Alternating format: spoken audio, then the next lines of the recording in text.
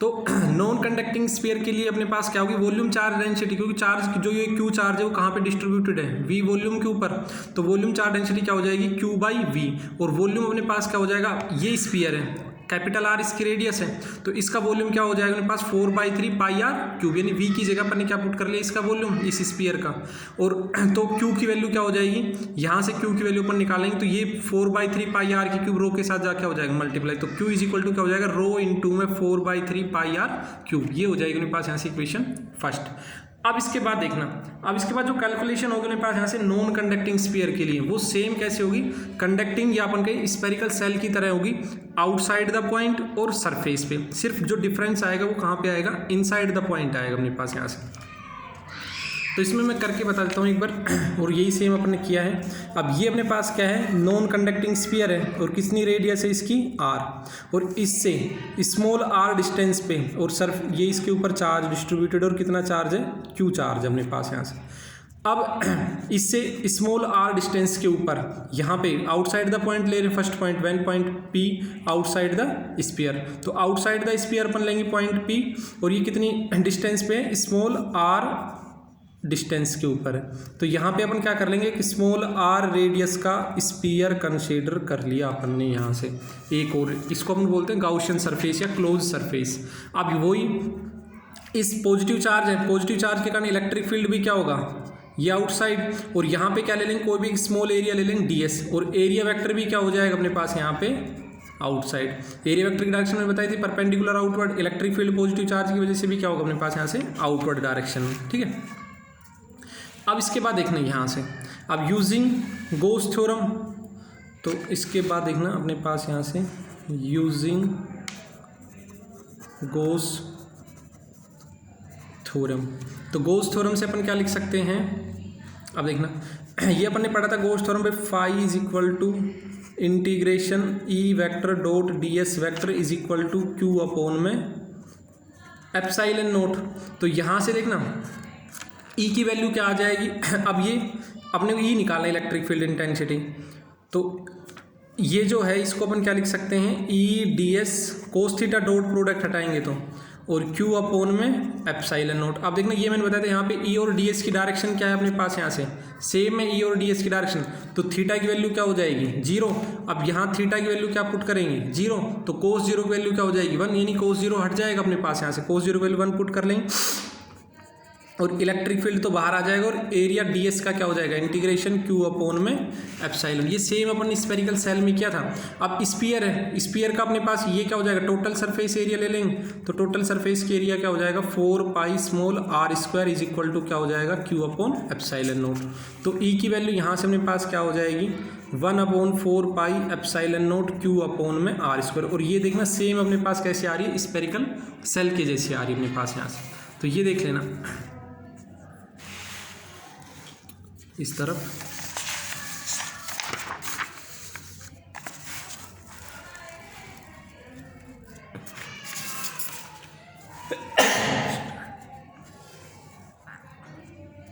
When point P outside the sphere, जब point P outside the sphere है, तो using Gauss theorem E vector dot d s vector q upon epsilon naught, dot product हटाएंगे E d s cos theta q upon epsilon naught, E and d s क्या थे outside the point में होते थे, same direction में, तो theta की value क्या हो जाएगी 0, थीटा की वैल्यू 0 पुट की, ई डी एस आ गया, कोस 0 की वैल्यू 1 हो गई, Q upon epsilon note, D s क्या हो जाएगा स्मॉल एरिया था, इंटीग्रेशन करेंगे टोटल सरफेस एरिया क्या हो जाएगा गाउशियन सरफेस का 4 पाई आर स्क्वायर, और इसको अपन क्या लिख सकते हैं, E is equal to 1/4 pi epsilon naught q upon r square, और ये मेन फॉर्मूला मैंने बताया था यहाँ से, ये ज़्यादा काम आता अपने पास यहाँ, और ये अपन ने रखी है यहाँ पे इक्वेशन 2 के अंदर, इक्वेशन फर्स्ट से जो Q की वैल्यू थी रो इंटू में 4/3 पाई आर क्यूब, ये 4/3 हो गया, और पाई आर क्यूब, ये अपन ने Q की वैल्यू रख दी इक्वेशन फर्स्ट से, तो ये क्या है 4 पाई से 4 पाई कैंसिल होकर अपने पास क्या हो गया रो, तो ऊपर बच गया, और एप्सिलॉन नोट, और ये क्या रहेगा 3, तो 3 epsilon note capital R cube upon में स्मॉल आर स्क्वायर, ये हो जाएगा आउटसाइड। अब वही जब अपन सरफेस पे बात करेंगे, तो when point P is on the surface in this condition, तो पॉइंट P जब सरफेस पे आएगा, तो सरफेस के लिए मैंने बताई थी कंडीशन अगर याद हो स्फेरिकल सेल में, कि ये जो पॉइंट P है ये कहाँ पे आ जाए सरफेस पे, यानी कि सरफेस पे जब लेंगे तो ये स्फीयर है, तो जब पॉइंट को कहाँ पे लेंगे, सरफेस पर, ये क्यू चार्ज है, तो स्मॉल आर जो डिस्टेंस थी वो किसके बराबर हो जाएगी यहाँ पे इस कंडीशन में, कैपिटल आर के बराबर। ये पॉइंट भी अगर यहाँ पे आ जाए तो स्मॉल आर वो किसके बराबर हो जाएगी यहाँ से, कैपिटल आर के इक्वल। तो when point P is on the surface in this condition small r is equal to capital R. तो यहाँ से अपन क्या लिख सकते हैं, या तो इस इक्वेशन में पुट कर लें, स्मॉल आर की जगह अपन ये जो स्मॉल आर है इसकी जगह क्या पुट कर लेंगे, कैपिटल आर। तो यहाँ पे क्या बच जाएगा अपने पास, E is equal to rho into में 1/4, ये सॉरी गलती लिख दिया, ई की जो वैल्यू होगी ये रो नहीं आएगा यहाँ पे, ठीक। तो ये पहले इसमें पुट किया है, ये जो वैल्यू है, ये जो स्मॉल आर है इसकी जगह अपन ने क्या पुट कर लिया, कैपिटल, क्योंकि अपन ने पता है कि जब पॉइंट पी सरफेस पे होगा तो स्मॉल आर किसके बराबर हो जाएगा, कैपिटल आर के। तो ई की वैल्यू क्या हो जाएगी, स्मॉल आर की जगह कैपिटल आर आ जाएगा, बस 1/4π क्यू अपॉन में आर स्क्वायर। और एक फॉर्मूला जो इक्वेशन अपने पास ये आई थी सरफेस पे, यहाँ से ये आ जाएगा, ये अपन ने निकाला था रो अपॉन में 3πε0 कैपिटल आर क्यूब अपॉन में स्मॉल आर स्क्वायर। इसमें इस स्मॉल आर की जगह क्या पुट कर लिया, ये कैपिटल आर, तो आर स्क्वायर से आर क्यूब क्या हो जाएगा, कैंसिल। तो ई सरफेस क्या हो जाएगा, रो इंटू में आर अपॉन में 3ε0। तो ये आ जाएगा सरफेस के ऊपर। अब थोड़ा सा जो डिफरेंस होगा वो होगा अपने पास यहाँ से when point P is inside the sphere. तो इनसाइड द स्फीयर अगर याद हो, स्पेरिकल सेल या अपन बात करें कंडक्टिंग स्फीयर में, तो स्पेरिकल सेल की बात करें, कंडक्टिंग स्फीयर, दोनों में अंदर जो था इनसाइड द स्फीयर चार्ज की वैल्यू क्या थी, 0।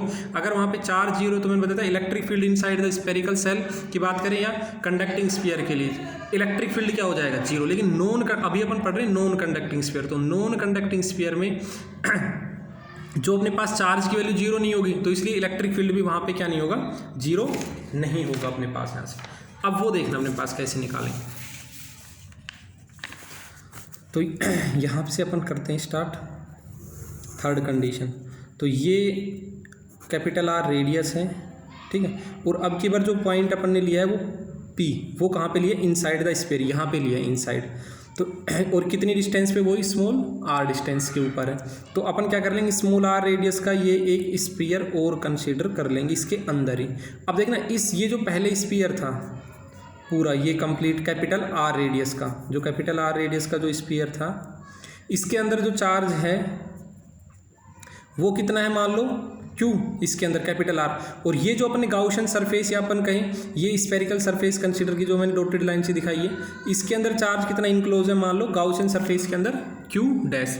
तो ये अपने बस इसमें क्या करना है, अपने को इस क्यू डैश की वैल्यू कैलकुलेट करनी है, भाई इस क्यू डैश अंदर चार्ज कितना होगा, बाकी सारी चीज़ें सेम है। तो यहाँ पे अपन छोटा सा ds एरिया वेक्टर ले लेंगे, तो ds की डायरेक्शन क्या होगी, वही परपेंडिकुलर आउटवर्ड, पॉजिटिव चार्ज है इसके अंदर भी, तो पॉजिटिव की वजह से इलेक्ट्रिक फील्ड भी क्या हो जाएगा, आउटवर्ड डायरेक्शन, ठीक है। तो इसमें फिर बता रहा हूँ, ये जो कैपिटल आर रेडियस है, कैपिटल आर रेडियस का जो नॉन कंडक्टिंग स्फीयर था, इसके अंदर टोटल चार्ज कितना है अपने पास, यहाँ से क्यू है, ये क्यू। लेकिन इसमें से अपन ने स्मॉल आर रेडियस का एक और स्फीयर कंसीडर कर लिया यहाँ से, इसके अंदर टोटल क्यू है।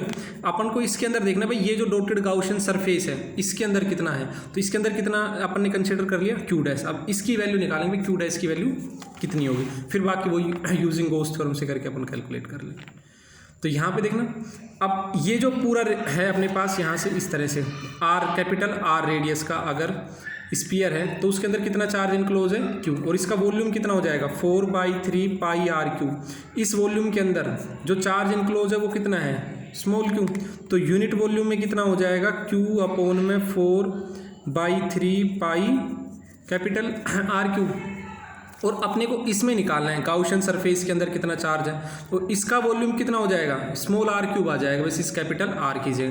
तो 4/3πr3 वॉल्यूम के अंदर कितना चार्ज हो जाएगा अपने पास यहाँ से, क्यू अपॉन में 4/3πr3। और ये कहाँ चला जाएगा, इस तरफ 4/3π स्मॉल आर क्यूब। तो 4/3π से 4/3π तो कितना चार्ज आ जाएगा, क्यू इंटू में स्मॉल आर क्यूब अपॉन में कैपिटल आर क्यूब। ये इतना चार्ज क्या हो जाएगा इनक्लोज, क्योंकि 4/3π से 4/3π कैंसिल, तो क्यू इंटू में small r cube upon capital R cube. इतना चार्ज अपने पास इसके अंदर क्या हो जाएगा, इनक्लोज, जिसको अपन किससे रिप्रेजेंट करेंगे, क्यू डैश से। और यही अपने नोट्स में कर रखा है, नोट्स में देख लेना, मैंने करा रखा है उसमें कि 4/3πr क्यूब, इस जो बड़ा स्फीयर है उसके अंदर चार्ज इनक्लोज है क्यू, ठीक है, इसके अंदर चार्ज इनक्लोज क्यू है, तो यूनिट वॉल्यूम में क्या हो जाएगा, q by 4/3 pi r cube. अपने को निकालना है जो स्मॉल आर रेडियस का स्फीयर, उसके अंदर 4/3 पाई आर क्यूब वॉल्यूम में कितना हो जाएगा, ये इंटू में चला जाएगा, 4/3 पाई से 4 क्यू डैश की वैल्यू अपने पास ये आ जाएगी। अब इसमें बाकी सारा वही सेम है। अब यूजिंग गॉस थ्योरम, तो गॉस थ्योरम करके अपन क्या लिख सकते हैं यहाँ से, phi is equal to integration E vector dot d s vector is equal to q upon में एप्सिलॉन। लेकिन यहाँ पर अपन क्यू नहीं लेंगे क्योंकि अपने को ये क्यू होता है जो गाउशियन सरफेस के अंदर चार्ज इनक्लोज है। तो ये अपने पास गाउशियन सरफेस कौन सी है, ये डॉटेड लाइन है, और इसके अंदर कितना चार्ज इनक्लोज है, क्यू डैश। तो क्यू की जगह क्या लेंगे, यहाँ पे क्यू डैश ले लेंगे। तो E dot d s integration यहाँ से इसका E d s cos theta dot हटाएंगे तो क्या आ जाएगा, cos theta is equal to q dash upon epsilon naught. और मैंने बताया था इसके अंदर ई और डी एस की डायरेक्शन क्या है, सेम, तो वही थीटा की वैल्यू 0 और कोस 0 की वैल्यू क्या हो जाएगी, यहाँ थीटा की वैल्यू 0, तो कोस 0 की वैल्यू क्या हो जाएगी 1। तो अपन क्या लिख सकते हैं, E integration d s is equal to q dash upon epsilon naught. अब क्यू डैश की जो वैल्यू जो अपन ने कैलकुलेट की थी वो इसकी जगह पुट कर लेंगे, और इसका इंटीग्रेशन डी एस का इंटीग्रेशन यानी टोटल सरफेस एरिया क्या हो जाएगा ओशन सरफेस का 4 पाई आर स्क्वायर, और क्यू डैश की वैल्यू क्यू इंटू में स्मॉल आर क्यूब अपॉन में कैपिटल आर क्यूब। तो ई की वैल्यू अपने पास कितनी आ जाएगी, यहाँ से क्यू इंटू में आर क्यूब अपॉन में कैपिटल आर क्यूब इंटू में 1 अपॉन में 4 पाई आर स्क्वायर, ठीक है। और एक ये एप्सिलॉन नोट और ले लेना, इसके साथ ही रहेगा, तो ये एप्सिलॉन नोट आ जाएगा मेरे पास, ये क्यू डैश के जो नीचे था। तो यहाँ से अपने पास क्या आ जाएगी वैल्यू, ये देखना आर क्यूब है और ये आर स्क्वायर है, तो ये कैंसिल हो जाएगा और यहाँ पे क्या बच जाएगा, एक स्मॉल आर बच जाएगा। तो ई की वैल्यू क्या हो जाएगी 1 अपॉन 4 पाई एप्सिलॉन नोट, 4 पाई के साथ एप्सिलॉन नोट आ गया, और इनटू में क्यू स्मॉल आर अपॉन में कैपिटल आर क्यूब। ये वैल्यू आ जाएगी इलेक्ट्रिक फील्ड की अपने पास यहाँ से इनसाइड द स्फीयर, ठीक है। अब इसमें एक फॉर्मूला और निकालना चाहें तो वही क्यू की वैल्यू यहाँ पे पुट कर लेंगे। ये जो क्यू की वैल्यू जो अपन ने वॉल्यूम चार्ज डेंसिटी से जो अपन ने कैलकुलेट की थी, तो वो वैल्यू पुट करके एक फॉर्मूला और आ जाएगा जो अपन ने यहाँ पे ये कैलकुलेट कर रखा है। ये देखना क्यू इंटू में स्मॉल आर, ये तो वेक्टर फॉर्म में लिख रखा है, ये उससे ऊपर है क्यू इंटू में small r upon 4 pi epsilon naught r cube. तो ये वेक्टर फॉर्म में लिख दिया, आर वेक्टर आ जाएगा बस इसके साथ यूनिट वेक्टर। और इस क्यू की वैल्यू अपने इक्वेशन फर्स्ट से पता है कि रो इंटू में 4/3 पाई कैपिटल आर क्यूब था, और इस क्यू की जगह वो पुट कर लेंगे रो इंटू में 4/3 पाई कैपिटल आर क्यूब। रो अपने पास क्या आ जाएगा 4 पाई से 4 पाई कैंसिल होकर रो आर अपॉन 3 एप्सिलॉन नोट। अब इसके लिए अपन एक ग्राफ और ड्रॉ कर लेंगे। अब वो ग्राफ देखना कैसे ड्रॉ करेंगे।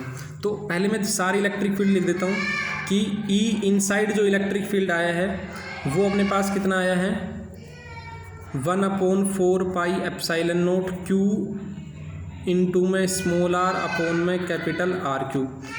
या फिर ऐसे लिख सकते हैं कि भाई ई इनसाइड क्यू अपॉन में 4 pi epsilon naught small r upon में कैपिटल आर क्यूब। ये तो इनसाइड हो गया। ई सरफेस पे अपन ने निकाला था 1 upon 4 pi epsilon naught q upon में आर स्क्वायर। ये सरफेस पे याद रखना, चाहे कंडक्टिंग स्फीयर हो चाहे नॉन कंडक्टिंग स्फीयर हो या फिर अपन कहें स्पेरिकल सेल हो, तीनों के लिए मैं फिर बता रहा हूँ कंडक्टिंग नॉन कंडक्टिंग और स्पेरिकल सेल, तीनों के लिए सरफेस पे और इनसाइड सरफेस पे और आउटसाइड दोनों के लिए इलेक्ट्रिक फील्ड की वैल्यू क्या होगी सेम। और ये हो जाएगा सरफेस पे और ये हो जाएगा अपने पास यहाँ से ई आउटसाइड, और वहाँ पे आउटसाइड में क्यू अपॉन में स्मॉल आर। तो ये 3 वैल्यू अपन ने कैलकुलेट की थी, ये इनसाइड, ये सरफेस और ये ई आउटसाइड। अब इसमें देखना यहाँ से ई और आर के बीच में ग्राफ ड्रॉ करेंगे। तो ये इस तरफ इलेक्ट्रिक फील्ड है, ये डिस्टेंस आर है। तो पहले लेंगे जब small r is less than R यानी कि इनसाइड, फिर सरफेस पे लेंगे जब आर, और यहाँ पे हो जाएगा फिर उसके बाद outside small r is greater than capital R. तो इनसाइड द स्फीयर देखना ये वैल्यू आ रही थी inside q upon 4 pi epsilon naught small r upon capital R, यानी इलेक्ट्रिक फील्ड है वो स्मॉल आर के क्या है डायरेक्टली प्रोपोर्शनल है। तो डायरेक्टली प्रोपोर्शनल के लिए ग्राफ मैंने बताया था कैसे आएगा, हमेशा ऐसे स्ट्रेट लाइन, और कहाँ तक वैल्यू इंक्रीज होगी सरफेस पे। सरफेस पे जाके मैक्सिमम हो जाएगी अपने पास यहाँ से तो ये सरफेस पे, ठीक है, मैक्सिमम यहाँ पे ये सरफेस पे। और उसके बाद इलेक्ट्रिक फील्ड आउटसाइड क्या है, आर के क्या स्मॉल के इन्वर्सली प्रोपोर्शनल, और इन्वर्सली प्रोपोर्शनल के लिए ग्राफ ये आ जाएगा। तो ये तो हो जाएगा ई इनसाइड, ये हो जाएगा ई सरफेस, और ये हो जाएगा ई आउटसाइड। ई आउटसाइड क्या है 1/r² के इन्वर्सली प्रोपोर्शनल, सरफेस पे वैल्यू क्या होगी कांस्टेंट, और इनसाइड पे डायरेक्टली प्रोपोर्शनल स्मॉल आर के।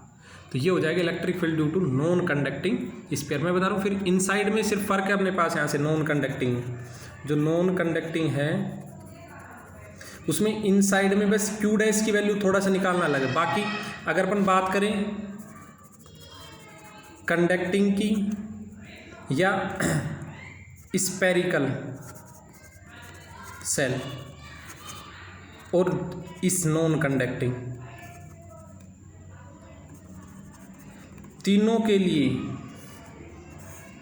आउटसाइड द स्पेरिकल सेल या आउटसाइड द स्फीयर और सरफेस पे, तीनों के लिए आउटसाइड और सरफेस पे वैल्यू सेम आएगी अपने पास। यहाँ से देख लेना, सिर्फ इनसाइड द स्फीयर क्या आएगी अलग, इनसाइड सिर्फ किस में आएगी नॉन कंडक्टिंग में, जो अभी अपन ने कैलकुलेट की है वो आएगी अलग। इनसाइड कंडक्टिंग हो चाहे स्पेरिकल सेल हो, दोनों के लिए इलेक्ट्रिक फील्ड इनसाइड कितना होगा 0। इसके लिए कुछ कैलकुलेट करनी पड़ेगी अपने को नॉन कंडक्टिंग। और मैंने बता दिया इन दोनों के लिए इलेक्ट्रिक फील्ड इनसाइड क्यों 0 क्यों होगा, क्योंकि इनसाइड में चार्ज क्या होगा दोनों के लिए 0 होगा। अब चार्ज 0 तो इलेक्ट्रिक फील्ड भी क्या हो जाएगा 0।